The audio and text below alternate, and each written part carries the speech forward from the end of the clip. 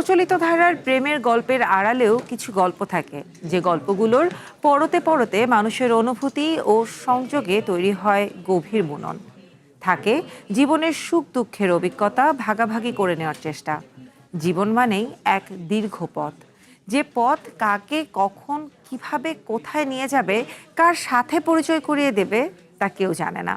ঠিক এমনই এক ফ্ল্যাশ ফিকশন পথের প্যাচাল নিয়ে আসছেন জনপ্রিয় নির্মাতা গিয়াসউদ্দিন সেলিম।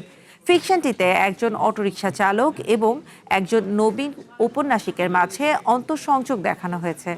অটোরিকশা চালক বায়েজিদের চরিত্রে ইয়াশ রোহান রোজকার সংগ্রামে ঘুরপাক খায়, অন্যদিকে নবীন ঔপন্যাসিক উমা চরিত্রে বন্নি হাসান নিজের প্রথম বই প্রকাশের জন্য আপ্রাণ চেষ্টা চালিয়ে যান।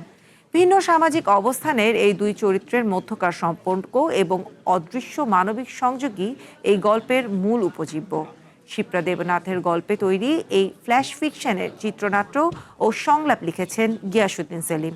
ফিকশনটিতে আরও অভিনয় করেছেন মনির হাসান খান শিমুল, অশোক ব্যাপারী, প্রণব ঘোষ, সানজিদা ইয়াসমিন স্নিগ্ধা সহ অনেকে। 6 মে রাত 12টায় ওটিটি প্ল্যাটফর্ম চরকিতে মুক্তি পাবে ফ্ল্যাশ ফিকশন পথের প্যাচাল।